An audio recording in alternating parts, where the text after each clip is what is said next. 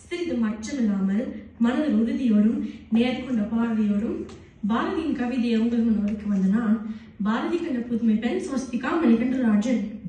நம் தாய்நாடான தமிழ்நாட்டை பத்தி பாரதியார் என்ன எழுதியிருக்காருன்னு சொல்றேன், கேளுங்க. எனக்கோ பாரதி கவி எனும் போதின் நிலை இன்ப தேன் வந்து பாயது காதின் நிலை.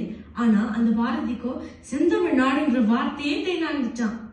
செந்தமிழ் நாடு எனும் போதின் நிலை இன்ப தேன் வந்து பாயது காதின் நிலை. எங்கள் தந்தைய நாடு என்ற பேச்சு நிலை ஒரு சக்தி பிறக்குது மூச்சு நிலை. இந்தியாவை தாய்நாடாகவும் தமிழ்நாடை தன் தந்தையாகவும் பாவிச்சிருக்காரு பாரதியார். காவிரி தென்பெண்ணை பாலாறு தமிழ் கண்டதொரு வைகை பொருணை நதி. உங்களில் பலர் இந்த பாலாறை குடித்து காவிரி வைகையில் குளித்தவர்கள் தானே. ஆனா இந்த ஊரில் வரும் நாங்கள் தமிழகத்தின் நீர் வளத்தையும் நில வளத்தையும் பாரதியின் வரிகள் மூலம் தெரிஞ்சுக்கிறோம். கல்வி சிறந்த தமிழ்நாடு புகழ் கம்பன் பிறந்த தமிழ்நாடு வள்ளுவன் தனி உலகினுக்கே தந்து வான்புகழ் கொண்ட தமிழ்நாடு. கம்பனும் வள்ளுவனும் பிறந்த நாட்டில் கல்வி காக்குறை. அந்த புலவர்களின் வரிசையில் கல்வியில் சிறந்த டாக்டர் அப்துல் கலாம், சுந்தர் பிச்சை போன்றோர் தமிழ்நாட்டின் பெருமையை உலகறிய செய்தாங்கன்னு நம்ம எல்லாருக்கும் தெரியும். கல்வியால் நம் தமிழ்நாடு சிறப்படையும்னு அன்றே கணித்தவர் பாரதியார்.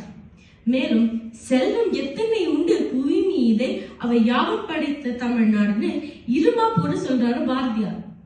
கல்வியும் செல்வம் மட்டுமா, வீரத்தையும் நாங்கள் சளைத்தவர்கள் இல்லை என்று நம் தமிழ் மன்னர்கள் இலங்கை, இந்தோனேஷியா போன்ற தீவுகளுக்கு போய் போர் செஞ்சு ஆட்சி புரிஞ்சிருக்காங்க. இப்ப புரிதா எப்படி இலங்கையில் தமிழ் வாசம்னு?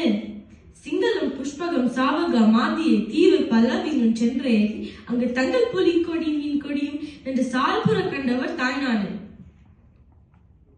இன்று உலகளாவிய இணைய வர்த்தகமான அமேசானை பார்த்து பிரமிக்கிறோம். ஆனா 200 வருஷத்துக்கு முன்னாடியே சைனா, ஈஜிப்ட் போன்ற நாடுகளோடு கடல் வாணிபம் செய்து புகழ் பெற்றது நம் தமிழ்நாடு. சீனமி சீரமிய வண்ணரகம் இன்னும் தேசம் பலவும் புகழ் வீசி கலை ஞானம் படைத்தோர் வாணிபமும் மிக நன்று வளர்த்த தமிழ்நாடுன்னு பெருமிதத்தோடு இந்த கவிதையை முடிச்சிருக்காரு பாரதியார். இந்த பாட்டின் மூலம் நான் கற்றவை பல, பகிர்ந்துவை வெகு சில. உங்க காதுகளுக்கும் இந்த பாட்டு தேனா என்றுக்கும் நான் நம்புறேன்.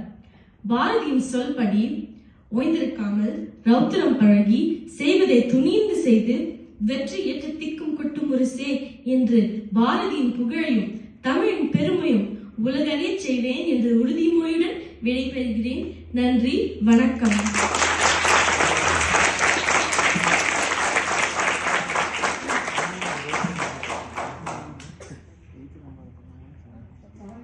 புதுமை பெண்ணாங்க, மிக அருமை, ரொம்ப அழகா பேசுனீங்க. உங்களோட இதுக்கு முன்னே எல்லாம் ரொம்ப அழகா பாட்டும் பாடுவீங்களா? நீங்க ரொம்ப அழகா பேசுறீங்க.